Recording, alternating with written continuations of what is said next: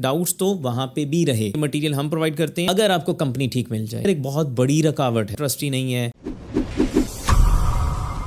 जो second option हमारे पास आती है वो बहुत सारे लोग इसलिए सोचते हैं कि जी वो मटेरियल हम प्रोवाइड कर देंगे, आप हमें सर्विसेज दे दें, आप अपने सुपरविजन चार्जेस हैं वो चार्ज करें, आप हमें सारी लेबर मैनेज करके दें और मटेरियल हम दे देते हैं। और उसका सोच क्या होती है, अप्रोच क्या होती है, और जो कि बुरी नहीं है, किया जा सकता है इसके ऊपर भी काम, लेकिन उसके भी कुछ नेगेटिव पॉजिटिव हैं जो हम आपके साथ शेयर करने वाले हैं। तो उसमें क्या किया जाता है कि जी मटेरियल हम प्रोवाइड करते हैं और आप हमारा काम करें, और उससे फ़ायदा क्या होगा, मटेरियल हम जब दे रहे होंगे हमारी सेटिस्फेक्शन होगी, हमें पता होगा कि मटेरियल क्या लग रहा है। और इससे अच्छा, मेरा यहाँ पे एक बहुत दफ़ा हमेशा एक क्वेश्चन होता है कि जब आप मटेरियल आप प्रोक्योर करेंगे तो आपको पता होगा कि क्या लग रहा है। तो जब एक बंदा खुद फॉर एग्जांपल उसके साथ विद मटेरियल किया है तो वही तवज्जो आप उसमें भी दे सकते हैं। वो कंपैरेटिवली आपके लिए आसान है। ज़रूरी नहीं है कि एक दफ़ा मटेरियल सही उतरा है तो हमेशा सही उतरेगा। बड़ी दफ़ा साइट्स पे ऐसे होता है, मटेरियल एक बंदे से बात हो जाती है, जब साइट पे ट्रॉली उतरती तो वो ठीक नहीं होती, उसको वापस भिजवाना पड़ता है। तो इसका मतलब क्या हुआ, क्योंकि जैसे एक कॉन्ट्रैक्टर है या एक कंपनी है वो भी बंदों से चलती है, इंसान चलाते हैं, वो गलत कर सकते हैं। तो जिससे आप मटेरियल ख़रीद रहे हैं तो वो भी तो इंसान है, वो भी तो गलत कर सकता है। तो डाउट्स तो वहाँ पे भी रहे। सिर्फ फ़र्क क्या है, वहाँ पे डायरेक्ट आप पेमेंट कर रहे हैं, यहाँ पे आप इनडायरेक्ट पेमेंट कर रहे हैं। ये सिर्फ ग्रे स्ट्रक्चर की अभी हम बात कर रहे हैं। तो ग्रे स्ट्रक्चर के केस में जो लोग ये सोचते हैं मटेरियल हम प्रोवाइड करेंगे और उसकी वजह यह है कि अच्छा मटेरियल मिलेगा, तो भाई अच्छा मटेरियल जब आपका कंपनी उतार रही है उसको भी ध्यान कर लो, आप अच्छा लगवा लो, आपकी सरदर्द कम हो जाएगी। क्योंकि इन एनी केस आपको पे वही करना पड़ेगा। फॉर एग्जांपल आप मटेरियल देते हैं, लेबर आप पे करते हैं, तो वो जो भी कंपनी होगी वो अपने चार्जेस लेगी, सुपरविजन के चार्जेस। अच्छा, उसके अब थोड़ा सा मैं बताता हूँ नेगेटिव क्या है। नेगेटिव क्या है कि आप अगर कॉन्ट्रैक्ट करते हैं लमसम, आपको पता है फाइनल मेरी ये प्राइस है, इस केस में आपको नहीं पता है, आप मटेरियल थोड़ा ज़्यादा भी लग गया। हमारा एक इसमें भी एक्सपीरियंस हो चुका कि इसी तरह के कॉन्ट्रैक्ट था और मटेरियल की वेस्टेज इतनी थी कि क्लाइंट यूके से थे और हमें दुख होता था। हर दफ़ा जाके हमने को 2-3 दफ़ा मेंशन किया कि जनाब आप उधर साइट पे कहें, आपका मटेरियल वेस्टेज बहुत ज़्यादा है। अब उनको ऑनरशिप कोई नहीं थी, अब उसका चोरी हो रहा है, उसका ज़ाया हो रहा है। इवन उधर इस्लामाबाद में था तो 7 कंप्लेंट्स आई, 7 नेबर वालों ने कंप्लेंट्स की कि जनाब ये अंधेरी आती है या हवाएँ चलती हैं तो हमारी ये सारा घर रेत से भर जाता है। और लेकिन बात रेत या सीमेंट या स्टील की नहीं है, वेस्टेज ऑनरशिप नहीं मिलती।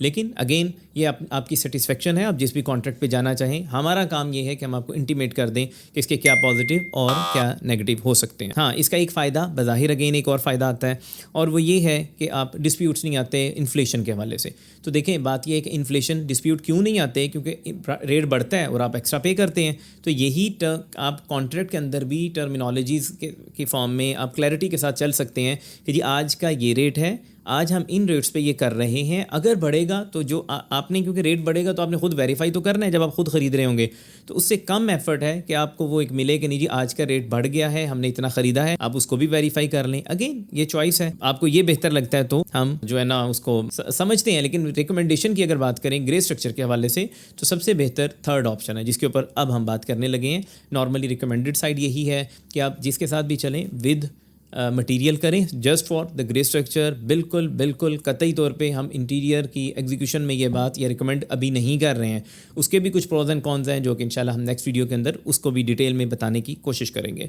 तो अगर हम बात करते हैं कि मटेरियल के साथ आपका कॉन्ट्रैक्ट हो गया तो उसमें भी कुछ चैलेंजेस हैं। ऐसा नहीं है कि वो बड़ा कोई आसान है, लेकिन उसके अंदर आप कम एफर्ट से बेहतर रिजल्ट्स ले सकते हैं और चांसेस ऑफ के भी आप चीज़ें आपके हाथ से निकल जाएंगी कम है, क्योंकि एक रिस्पॉन्सिबल कंपनी इंगेज्ड है, वो रेपुटेशन भी उसको देख रही होगी, आपके काम की क्वालिटी को भी उसने देखना है। अच्छा, इसमें इसका जो फ़ायदा है विद मटेरियल की बात करते हैं कि ये सबसे ईजीएस्ट है। अगर आपको कंपनी ठीक मिल जाए, अगर आपको बंदे ठीक मिल जाएँ तो ये पेन फ्री है, बिल्कुल रिलैक्स, आपको बेहतर तरह से काम भी मिल सकता है और आपकी मिनिमम एफर्ट के साथ। तो ये वो वाली ऑप्शन है कि जिसमें हम बात करते हैं। अब इसके अंदर ये है कि चैलेंजेस क्या है, आपने जब ये कॉन्ट्रैक्ट करना है आपने किन चीज़ों का ख्याल करना है। सबसे पहले तो मटेरियल स्पेसिफिकेशंस बहुत ज़रूरी, कि आपने जैसा कि आप समझते हैं खुद मटेरियल हम प्रोक्योर करेंगे तो आप मटेरियल को थोड़ा स्टडी करेंगे, कोशिश करेंगे, नॉलेज लेंगे, इतनी सी एफर्ट उससे 50% एफर्ट इसमें कर लें, मटेरियल के एक्सपीरियंस कर लें, थोड़ा सा उसको समझ लें, खुद एक दफ़ा जाके देख लें कि ब्रिक अच्छी क्या होती है, सीमेंट कौन सा लगना चाहिए, स्टील क्या अच्छा होता है, कैसे होता है। अब लेकिन आपके पास एक कंट्रोलिंग, आप किसी को एक बंदे को जिम्मेदारी ज़िम्मेदार ठहरा सकते हैं। प्रोक्योरमेंट वाले ने गलत भेजा, फ़लाने ने गलत भेजा, फ़लाने गलत किया, एक ज़िम्मेदार बंदा आपके सामने मौजूद है, कंपनी मौजूद है जो इन तमाम की ज़िम्मेदार है। तो ज़्यादा बेहतर ये है कि हम एक के ऊपर ट्रस्ट करें, ना कि 15 बंदों पर ट्रस्ट करके उम्मीद करें कि सारे ही अच्छे होंगे। इससे बेहतर हम एक पे करें ताकि वो आगे अपने एक्सपीरियंस की बेस पे, अपने नॉलेज की बेस पे, अपनी एक्सपर्टीज़ की बेस पे कंट्रोल कर रहा हो और बेहतर तरीके से डिलीवर कर सके। तो अब इसके अंदर दूसरा जो मैंने बताया कि इसके अंदर सबसे पहला हमने बात की कि जी आप मटेरियल स्पेसिफिकेशंस को क्लियर करें। अच्छा, इसमें रिकमेंडेड ही होता है कि कौन सा लगना है, इसको बड़ी राइटिंग में क्लियर लिया जाए। प्लस एक मटेरियल ऐसा है जैसे स्टील है, स्टील के अंदर स्टैम्प्ड होता है, उसमें मुगल है, आपका जितने भी मतलब हम बात करें शेखूज है, इतना ज़्यादा फ़र्क नहीं है। 60 ग्रेड रिकमेंडेड होता है, 60 ग्रेड हो, स्टैम्प लगी होती है, आपको पता इतना ही है। वहाँ पे आपने ख्याल करना है क्वांटिटी का। डीएचए में बहुत अच्छी बात यह है कि डीएचए में अब ये क्वांटिटी वाला रोला ही ख़त्म हो गया, डीएचए खुद इसको कंट्रोल करता है, जो कि बहुत अच्छी बात है। लेकिन अगर आप बाहर कहीं कर रहे हैं तो उसमें आपने क्वालिटी तो है, लेकिन क्वांटिटी को आपने चेक करना है। और वो कब करना है? आपने ड्राइंग से मैयर करना है कि अगर 6 इंच का स्पैन है तो 6.5 नहीं होगा, और मतलब जितना स्पैन है उतना दिया हो, steel to steel, centre to centre जो डिस्टेंस होता है, और उतनी ही बार्स हों ताकि उसमें कमी ना आए। उसमें क्या होगा कि आप जो रिकमेंडेड स्ट्रेंथ है वो आप अचीव कर सकेंगे और आपका काम ख़त्म। बाकी स्टील चेक करने के लिए उसके ऊपर स्टैंप लगी होती है, आपको पता चल जाता है। सीमेंट है, वो बैग्स आते हैं, उसका भी स्टैंडर्ड है, वो भी एक स्टैंडर्डाइज्ड प्रोसेस है। अगर आपको पता है मैपल लीफ की बात हुई है, मैपल लीफ लग रहा है तो गुड एनफ, इसका कोई मसला नहीं है। अब रेत है, क्रश है, ये चीज़ें भी आप विजुअली देख सकते हैं। इसके लिए थोड़ा सा आपको इसके ऊपर भी इंशाल्लाह हम कोशिश करेंगे कि मटेरियल्स को कैसे जज करते हैं इसके ऊपर एक डिटेल्ड वीडियो बना सकें, ताकि आपके लिए इसमें भी आसानी हो जाए। अब आती है जो सबसे ज़्यादा जिसके अंदर फ़र्क आ सकता है, वो है ब्रिक। अब ब्रिक की क्वांटिटी में फ़र्क नहीं आ सकता। अब एक घर में 1 लाख लगनी है तो लाख लगनी है, क्वांटिटी में नहीं, क्वालिटी में आ सकता है। तो क्वालिटी की बात अगर हम बात करें, रिकमेंडेड वे क्या है? रिकमेंडेड तरीका ये है कि आपके साथ जो कमिटमेंट है उसका एक सैंपल साइट पे उतरवाएं और वो पड़ा रहे थोड़ी क्वांटिटी में, उसके साथ ही उतरवाएं। जब उतरे उन्हें कहीं जी आपने रिकॉर्ड रखना है, पिक्चर्स हमें भेजनी है। विजुअली आपको पता चल जाएगा कि बहुत सारी चीज़ों उसकी विजुअली आइडिया हो जाता है कि ये ब्रिक क्वालिटी ठीक है या नहीं ठीक है। अब ये थोड़ा सा इंशाल्लाह हमारी वीडियोज़ इसमें आपके लिए हेल्प करेंगी कि हमने इस चीज़ों को कैसे चेक करना है, जज कैसे करना है, तो आपके लिए ये आसान हो जाएगा। फिर तीसरी जो बात आ जाती है आपके लिए, जो सबसे चैलेंजिंग इस केस में हो सकता है, वो है पेमेंट स्टेजेस।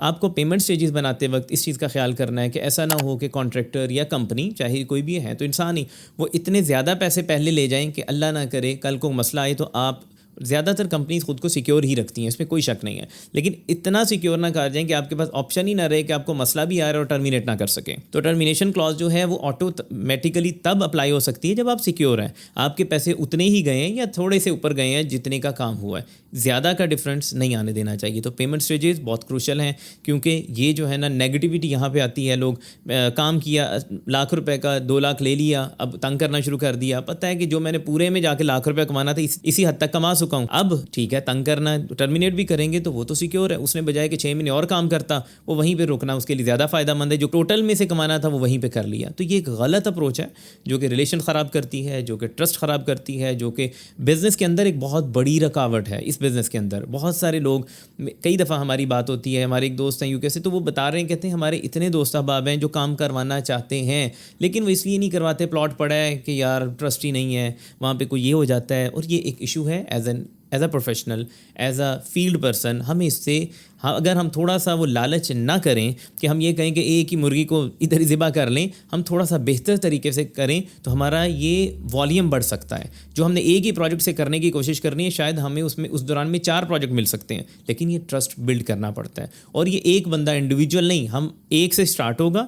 अगर हम स्टार्ट करेंगे, हर कोई आहिस्ता आहिस्ता अपने एंड पे शुरू करेगा, तो एक इंडस्ट्री के ऊपर ट्रस्ट बिल्ड हो जाएगा। और ज़्यादा ये एक ऐसी इंडस्ट्री है जहाँ से बहुत ज़्यादा बाहर से पैसे आते हैं, ओवरसीज़। हमारे जो दोस्त अहबाब हैं, इसमें ज़्यादातर हमारे क्लाइंट्स ओवरसीज़ हैं, तो वो तभी ही होते हैं, एक ट्रस्ट बिल्ड करके चीज़ें चलानी पड़ती हैं। अच्छा, दूसरा ये है कि हमने बात की पेमेंट स्टेज, अगला आ जाता है स्कोप। स्कोप बड़ा क्लियर पता होना चाहिए, ये एक बहुत बड़ा इशू आता है स्कोप के अंदर। उसमें क्या किया जाता है कि जी स्कोप, मिसाल है कवर्ड एरिया की सारी बातें कर ली, नॉन कवर्ड को डिस्कस ना किया। अब नॉन कवर्ड मिसाल है 12 लाख का था, उसके कहा जी मैं तो 25 लूँगा। अब वो होती भी आइटम वाइज है, एक आइटम है 2 लाख की, वो क्या 3 लेंगे। अब वो एक 3 लाख के काम के लिए जिससे 2 करोड़ का काम करवाए वो नया कॉन्ट्रैक्टर तो हायर नहीं कर सकते। वो थोड़ी सी डिस्प्यूट होती है, बहस होती है, करते करते वहाँ से वो एडिशनल कोशिश की जाती है कि जो है ना वो वहाँ से निकाला जाए। तो चीज़ों को क्लियर होना चाहिए, स्कोप बड़ा ही डिफाइंड होना चाहिए। स्कोप के अंदर अगर आपने ड्राइंग्स प्रॉपरली बनवाई हुई हैं और बनवानी चाहिए, ड्राइंग्स बनी हुई हैं, तो ये बात होनी चाहिए कि ये जो ड्राइंग्स में जो भी चीज़ें हैं ये जिम्मेदारी का हिस्सा है। इसमें इससे अलावा कोई होगा तो एडिशनल होगा। एडिशनल मीन्स एवरीथिंग, जो भी ड्राइंग का पार्ट है वो इसका हिस्सा है, इसके अलावा नहीं है, और लम सम टोटल होना चाहिए।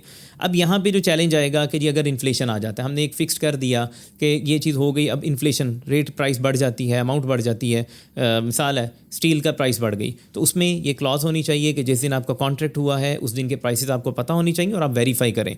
उसके बाद अगर कुछ देर के बाद प्राइसेस ऊपर जाती हैं तो उसके मुताबिक अपर जो डिफरेंस है वो पे किया जाए, और अगर नीचे जाती हैं तो वो रिटर्न भी होना चाहिए, तब ही ये जस्टिफाइड है। अदरवाइज सिर्फ अपर पे करना, नीचे ना देना, तो वो जस्टिफाइड ही नहीं है। कि एक बंदे ने एक प्राइस, मिसाल है एक चीज़ करोड़ रुपए की कॉस्ट कर रही है या 10 लाख की कॉस्ट कर रही है, उसके ऊपर उसने 1 लाख रुपये प्रॉफिट रखा, आप मुतमईन, आपने एग्री कर लिया, अब उसका प्रॉफिट 1 लाख ही रहना चाहिए। अगर प्राइस ऊपर जाती है या नीचे, स्कोप तो वही है, काम तो वही है, तो वो ऊपर या नीचे का उसको एक्स्ट्रा बेनिफिट्स की तरफ नहीं जाना चाहिए।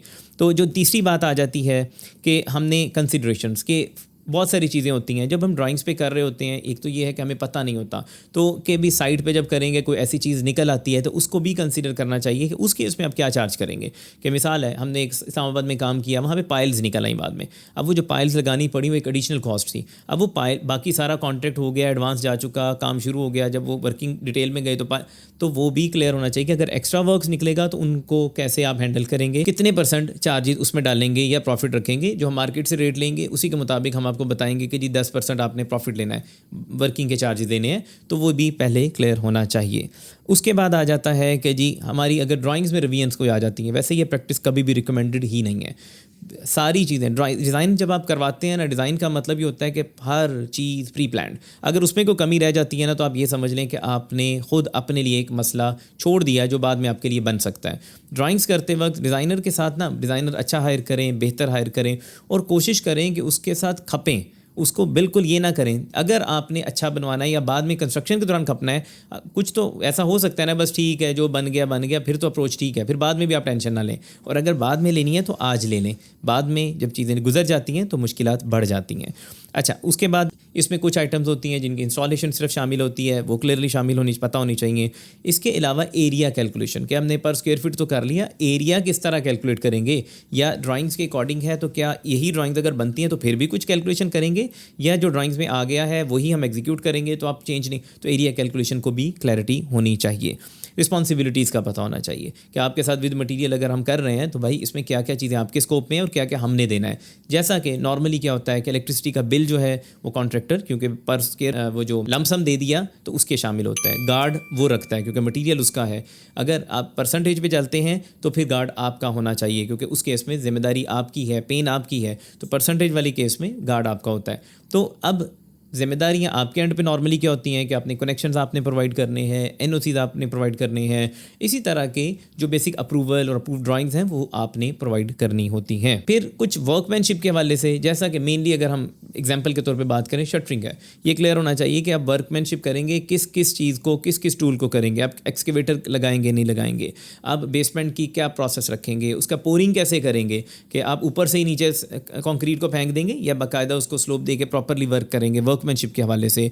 फिर उसके अलावा आपकी शटरिंग कैसी होगी, स्टील शटरिंग होगी या, तो ये जो बेसिक वर्कमैनशिप की चीज़ें हैं ये भी बेसिक पता होनी चाहिए। और इस सब के अलावा आखिर में आपने ये पूछना है कि जी हम जब विज़िट करेंगे तो हमें क्या क्या चीज़ें आप चेक करवाएंगे, हमें अलाइनमेंट चेक करवाएंगे, हमें फाउंडेशन स्ट्रेंथ चेक करवाएंगे इस स्टेज पे। तो ये आपके पास एक बेसिक सा आपको नॉलेज होना चाहिए कि टेस्ट्स का पता होना चाहिए। जो ऑन साइड कभी आप जाते हैं, आप जाके छापा मारें, चेक करें कि जी मैंने रेशो चेक करनी है, बेसिक सा छोटा सा टेस्ट है। तो इन चीज़ों में बिल्कुल शर्माना नहीं चाहिए। क्यों, आप शर्माएंगे तो कल को बड़े इशूज़ आएंगे तो फिर तो बात करनी पड़ेगी।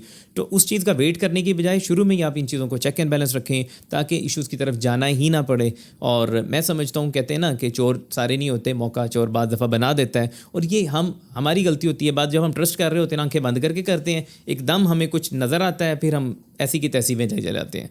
तो ज़्यादा बेहतर है कि हम इन चीज़ों को जितना कंट्रोल कर सकें साथ साथ मैनेज करें, कंट्रोल करें। और उम्मीद है कि हमारी ये वीडियो आपके लिए फ़ायदेमंद होगी। और नेक्स्ट वीडियो में हम कोशिश करेंगे कि आपके साथ डिस्कस करें मटीरियल्स के हवाले से कि कंस्ट्रक्शन के अंदर जितने मटीरियल्स हैं उनकी चेकिंग, उनकी प्रोक्योरमेंट, उस हवाले से हम आपके साथ शेयर करें।